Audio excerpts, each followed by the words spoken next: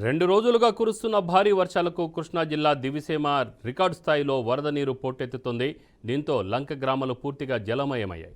పులిగడ్డ ఆక్వాడిక్ట్ వద్ద నీటి మట్టం 23 అడుగులకు చేరుకుంది. అప్రమత్తమైన అధికారులు లంక గ్రామాల ప్రజలను పునరావాస కేంద్రాలకు తరలించారు. ప్రకాశం బ్యారేజీ వద్ద రెండవ ప్రమాద హెచ్చరిక జారీ చేసిన అధికారులు 11.25 లక్షల క్యూసెక్కుల నీటిని దిగువకు విడుదల చేశారు.